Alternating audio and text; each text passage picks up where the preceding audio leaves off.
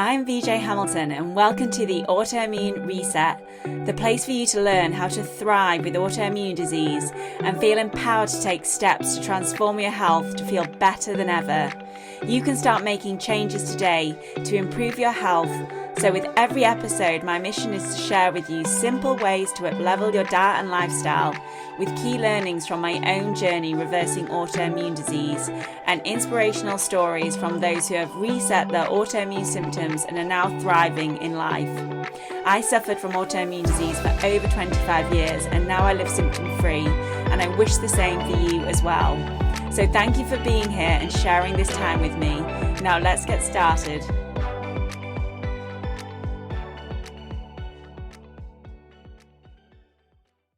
Welcome back to the Autoimmune Reset podcast. I'm your host, VJ Hamilton. I'm delighted to have Dan Brulé on the podcast today. He is a modern day teacher and healer and pioneer in the art and science of breathwork. He has created Breath Mastery and he coaches and certifies professional breath workers. And not only that, Dan is the author of a fantastic book called Just Breathe. It's available in 14 different languages. And if you haven't read it, I encourage you to do so. It's a brilliant book. So welcome, Dan. I'm so pleased to have you here today. Good to be here. I like it. Well, where I often start when I'm interviewing guests on the podcast is to understand a little bit about your background and what led you to become such a pioneer in this field of breath work. So would you be happy to kind of talk us through that, please? Yeah. Well, I've been a fanatic about the breath since I was a child. I was the kid organizing the breath hold competitions in the schoolyard, and I was the one encouraging everybody to hyperventilate, and then we'd squeeze each other and get dizzy and pass out. And my first job was as an x-ray technician. So I was taking chest x-rays. I was x-raying people's lungs. And I learned cardiopulmonary resuscitation. I learned CPR. And when I was an x-ray technician, and I was 19 years old, and I had a chance to resuscitate somebody. I was up in the ICU, the intensive care unit, and the guy I was there to x-ray, his heart stopped beating. He was clinically dead. Pupils were fixed and dilated. And I blew into him, and he blinked and woke up. It was like a miracle of breath. And then I was a deep sea diver in the military. I did special operations training. And so I learned to use my breath to manage my arousal. When your heart rate goes up above 180 beats a minute and you lose your focus, you're getting tunnel vision. You got to get a handle on your emotional state, your mental state. And I saw how the breath was the way. There was an idea in the special forces world that when you think you have no energy left, you still have 40% juice in your battery. You just haven't learned to access it. So breath became the way that I managed upregulate, downregulate, keep my chemistry and physiology in a good sweet spot. And then when I got out of the military, I discovered rebirthing breath work. And the first session I had, felt like skin sliding off a snake. I was so new and so sensitive, and the sky was so blue and the clouds were so white, and I was in love with everyone. And the trees, every leaf in the tree had kind of a little light around it. It was like the doors of my perception were open, and I just wanted everybody to have that experience. So I've been teaching breathwork ever since. It's amazing, isn't it? And I still have so much to learn on this subject, but it is one of the tools that we have access to. So when I'm working with clients who have chronic illness or autoimmune disease, one of the things that I will mention really from your book is just to be more conscious about breathing to begin with, because that's really where it starts, doesn't it? And it'd be just helpful to hear a little bit about if somebody is thinking, well, how could breath work help me? Where would you get started with it? Well, everything starts with awareness. Everything starts in consciousness. This had to be an idea in someone's head before it could become a real thing. So everything starts in consciousness. What do you believe? What are you willing to experience? What do you think is possible? What are the stories you're telling yourself? What's your point of view? How are you framing things? What meaning are you creating? So this is all consciousness. Everything begins in consciousness. So the best way to start in breathwork is to do exactly that. Start to develop a more conscious relationship of your breath. become more aware of how you're breathing when you're under stress, when you're in pain, when someone's insulting you, when you're listening to music, stuck in traffic. And in those moments, we need to turn to our breath. Am I holding my breath? Is it high in my chest? Am I over breathing? And start to develop, I would say, even a love affair with the breath. I mean, life is making love to us with every breath, and our body is making love to life with every breath. And we need to get into that game. Start to experience the details in the breathing. Tune into your breath. There are so many points in the breathing that are so pleasurable. And there are points in the breathing that are like a door, a key to a new reality, a new consciousness, but they're very subtle. So we start by just paying attention to our breath and doing it as a meditation, where for 5 minutes or 10 minutes, 1, 2, 3 times a day, you don't even breathe in any special way. You just notice your breath, become present in the moment with each breath, explore the details, the movements, the sounds. And that's the first step, breath awareness. And then the next step leading to that is to then breathe consciously. That is, you take over from the automatic pilot and you give your breath a beautiful quality. You balance your breathing. You breathe with a certain intention. You start to tune into, well, am I using muscles that I don't need to breathe? Can I have a more efficient use of my breathing? So there's breath awareness and there's conscious breathing. Those are the yin and yang aspects of breath work. Breath awareness, I don't have to breathe any special way. My body's breathing itself. Let me be the witness. Let me be the observer. And when you can witness your breath, you can witness your thoughts, your feelings, your reactions, your emotions. And so in a way, you're learning to stand apart from the stuff that's going on in your body, the stuff that's going on in your mind. And that's literally the state of ecstasy, ecstasis, to stand apart. And so when you observe your breathing, you get really good at observing your environment, observing your reactions, observing your thoughts. And that's very precious and very empowering. You're not being pushed and pulled by emotions, or you're not trapped in your pain. You can use your breath to kind of liberate yourself from your suffering. It's quite beautiful. It's amazing. And obviously you started this by explaining how you saved somebody's life with breath, which is incredible. If somebody is listening to this and thinking, well, how is it going to help me? And one of the things that I realized when I started, because I had chronic fatigue syndrome, I had alopecia, I had psoriasis, and I decided to do Pilates Reformer, and actually I became an instructor as well, and I did an instructor course. And the first thing they said to me was, you're shallow breathing. You're not breathing, because that's one of the pillars of Pilates is breath. And that's where I learned to breathe better. But as I said, I've got a long way to go, and I'd actually be interested in doing your breathwork course to learn more about it and learn the techniques. How can breathing or breath work help somebody, especially somebody in pain or somebody who is going through some kind of chronic illness, fatigue, headaches, those types of things?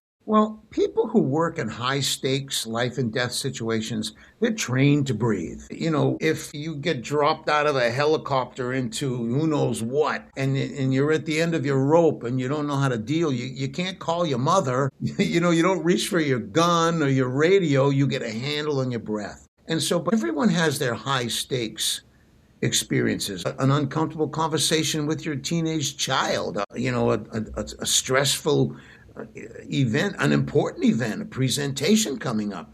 So learning to manage your breath.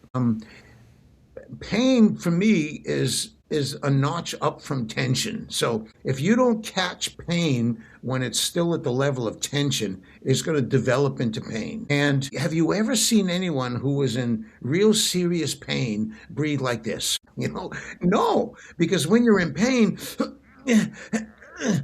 the breathing is locked up, and the breath doesn't get free until the pain goes away. But the cool thing about breath work is it's a two-way street. If you can liberate your breath, the pain goes away. So same thing with fear and anxiety. It's like,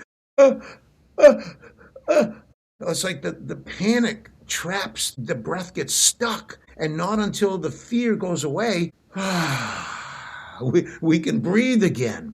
And so breath work is about realizing it's a two-way street. Every psychological state, every emotional state, every physiological chemical state has a corresponding breathing pattern. And so by learning and practicing breathing patterns that are associated with relaxation and peace and calm and pleasure, then you can use that breath to move yourself out of pain or anxiety and into a comfortable and beautiful state. So it's like having a handle on our energy, on our life force. And once you do that, it can replace drugs. It can eliminate various conditions. You're bringing your system back into chemical balance. Carbon dioxide is a volatile acid. And so if you overbreathe or you underbreathe, you're upsetting the pH balance in your body. And unconscious dysfunctional breathing habits set us up for all kinds of issues and challenges and deficits. And so by getting control of your breathing, you can regulate your chemistry, your physiology, and avoid and eliminate a lot of conditions. And I know the autoimmune, I don't know a lot about it, but my layman's kind of understanding is just the body attacking itself in a way. And it's associated with, 60 different conditions. And people can have it and it's years without being diagnosed. Yeah. And it affects women more than men. And women can think they're crazy because there's nothing wrong with them. The doctors can't find anything and they start to doubt their own. And there's a lot of pain involved. There's fatigue involved. There's like a brain fog. It's notoriously difficult to diagnose. A lot of the symptoms, they're just dismissed or ignored. People start to doubt their experience and even question their sanity. So, and there's a link between chronic stress and inflammation and immune dysregulation, and breathing takes care of all those three things. You handle your stress, you regulate your nervous system. So yeah, I'm a missionary for the breath because I know that people can turn to it, play with it, practice it, and make a huge difference in all of the areas of their life. Okay, well, let's start with what people are doing wrong with their breath, because I think somebody might be listening to this and just maybe shallow breathing, maybe mouth breathing, maybe doing different types of breathing. What should somebody be thinking about when it comes to the breath, and what could they potentially be doing wrong? So you touched on two things, mouth breathing versus nose breathing. Your unconscious habit needs to be nose breathing. And that means you need to very consciously and very deliberately breathe through your nose, and especially at night. And so a lot of people are mouth breathers at night, snoring and so on. And so now they have this mouth tape. Yeah, what do you think about that? Taping your mouth, because if you're breathing through your mouth, all kinds of things. Nitrogen oxide, which is produced when you breathe through your nose, and it's antiviral and antifungal and antibacterial. And it lets your brain know that you're breathing.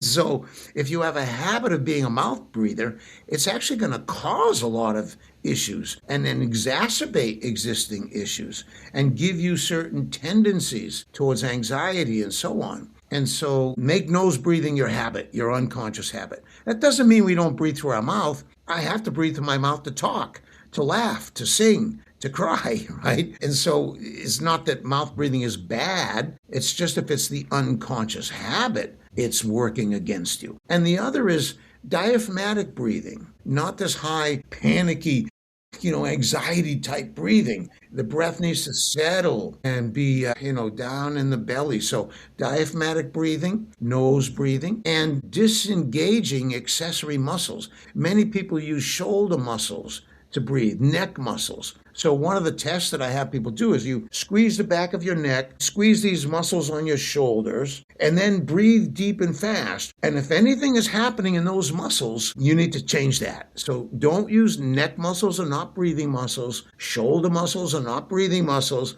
So while you're breathing, you should be able to wiggle and relax your neck and be able to take big breaths without engaging what we call accessory muscles. Muscles that only come into play like a person has emphysema or they're running up a hill after 20 minutes and then the body wants to use everything it can to help you breathe. But normal habits, those muscles should not be involved in normal everyday breathing. So you see, we're back to awareness and being able to tune into when you have unnecessary tension, using unnecessary muscles to breathe. That wears you down. It's costing more energy to breathe than you're getting from the breath. That's bad business. So those are a couple of the basic universal things that everybody should immediately focus on, play with, and retrain. If you have dysfunctional breathing, retrain those breathing muscles so that you're not wasting energy and producing unnecessary stress in the system. Is that being more educated around breath work? If somebody is getting started with this and they are mouth breathing or they're breathing from their, neck and shoulders, how does somebody get started with that practice? Because I'm really not sure how it changed overnight. So I didn't use the strips or anything. I honestly think it was from doing Pilates and having that awareness that I now nose breathe. But if somebody's getting started, should they be using the tapes? How can somebody then move from being a mouth breather to a nose breather?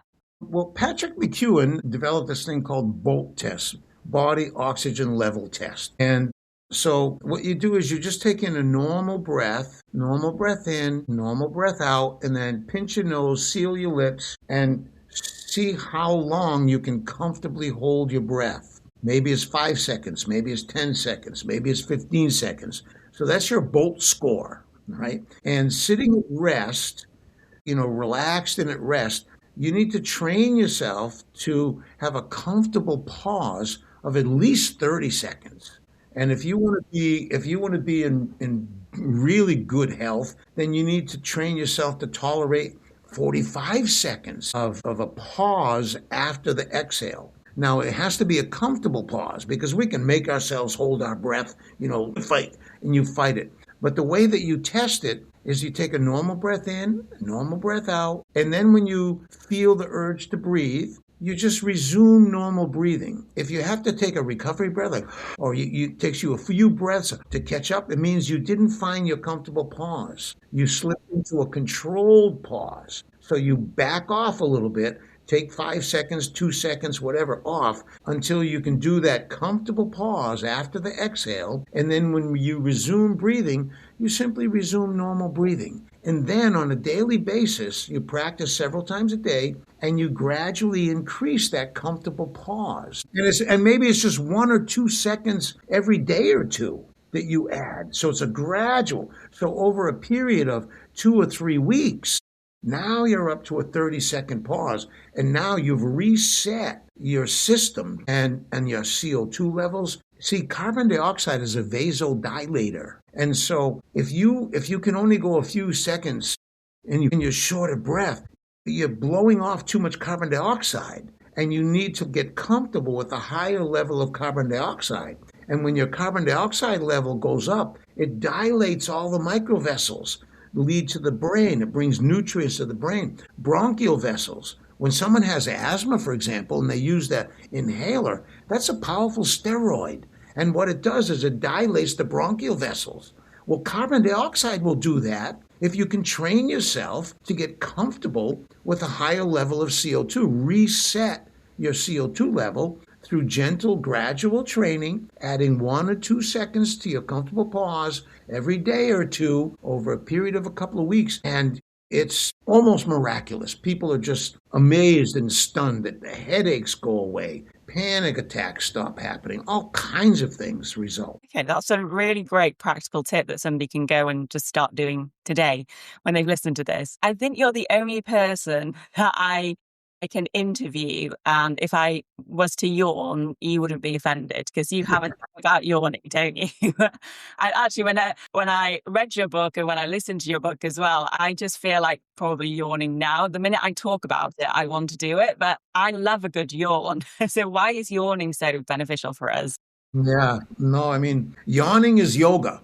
Before we leave the other topic about breath holding, we were talking about conscious, controlled, gentle, open pause after the exhale. Yes. Now that's different than chronic breath holding. And many people hold their breath 100 times a day, 1,000 times a day without realizing it. Getting up from a chair and they hold their breath. Putting a key in a door, they hold their breath. Trying to remember something, They hold their breath. We have a lizard brain, crocodile brain, an amygdala, this ancient, and breath holding is an emergency signal. And so if you are unconsciously holding your breath, you're constantly bombing your brain with emergency signals. And that's where yawning comes in. But even a little before the yawn is a sigh of relief. You cannot underestimate or overlook the power of a simple physiological sigh. The latest research out of Stanford University, Uberman Lab, they're preaching and promoting it. It's widespread now, called cyclical sighing, where you simply give yourself a sigh of relief again and again, one after another, for 5 minutes. Cortisol levels drop 20-30%, heart rate, blood pressure, and dopamine is being created. I mean, we have a pharmacy in our brain, and we can hack into it with our breath. So before the yawn, we should talk about sighs. Yeah, okay. And so a sigh is an inhale that's twice as big as normal. So you put 2 inhales, one on top of the other, and then take an extra sip and then let go. And when you let go of the breath, let go of your jaw, let go of your shoulders, and give yourself that sigh of relief. It's pleasurable. And do it. And do it again, and do it again, and do it for 5 minutes. It has more benefits than any anxiety or coping technique they've studied, better than any meditation technique they've studied. A simple sigh of relief that you exaggerate and repeat a few times. Amazing. So that, and while you're doing that, I would be willing to bet that you're going to trigger the yawning reflex. It's going to happen spontaneously. You're taking in this beautiful long inhale, 2 inhales, one on top of the other, and then the extra little sip to top it off, and then, I don't want more. You're going to activate the yawning reflex. And then when you do, go for it. Enjoy it. Squeeze all the juice out of it. Stretch and make pleasurable sounds. And then an advanced technique is you combine a sigh of relief with a yawn. You activate the yawning reflex, do what you do in the back of your jaw, your throat. And when the yawn happens, give yourself sighs of relief while the yawn is activated. And smooth out the breathing while the yawn is activated. Magic. Magic. I used to get a lot of migraines, and I feel like the breath used to help me a lot with a migraine, but I'd notice I would be yawning a lot more as well. So I'm sure that was linked maybe to oxygenation and Yep. and Everything, yeah. every animal yawns. Every mammal, reptiles yawn. Seashells yawn. And so it must be very important if nature makes every living thing yawn. And look how society and culture cause us to suppress it. It's not polite. How dare you yawn when the professor's talking? Am I boring you? And yet it's a beautiful, natural breathing response. And neuroscientists are testing it, It cools the brain. It takes part in the detoxing process. It lights up more parts of the brain simultaneously than almost anything else you can do. And so the simple, basic things turn out to be the most powerful. Breathing right under your nose. You overlook it, you underestimate it, and it's the quintessential example of something so simple and so basic and so obvious. And then the exaggeration of the sigh of relief and the deliberate triggering of the yawning reflex and enjoying it. You're shifting everything away from avoiding pain and dealing with discomfort to beginning to start to integrate pleasurable feelings. And, the cure for pain is the injection of pleasure. And the muscles you're using when you're relaxing your muscles and when you're stretching your lungs, those are pleasure receptors. And so if you're not doing it consciously, the odds are pretty good that tension is creeping in, the breath is getting shallow. And so every now and then, and you stay ahead of things, it's easier to keep up than it is to catch up. And it's easier to stay ahead than it is to keep up. So breathing needs to be proactive. You brush your teeth, you get 3 good meals a day, you have good bowel movements, you spend a couple of days, you go to the gym every week, those are all important things. Get good sleep, breathing has to come on the same par level as all those other things because it's even more important. Yeah. Yeah. Well, I think anybody listening to this is going to have something to take away today, which is brilliant. But if somebody wanted to find out more about what you do, and I know you do a breathwork course as well, what is involved in that? If somebody is listening to this and thinking, actually, this is a tool that I would love to be able to use more, I'm going to take away and, do the sighing and the yawning, but how can I become a bit more of an expert in this field? So I have a lot of free teaching on my website, breathmastery.com. If you subscribe to my newsletter, I have written an article about breathing every month since June of 1976, and I've never missed a month. When you subscribe at breathmastery.com, you're literally going to have 40 years of research and reports and articles and exercises and so on.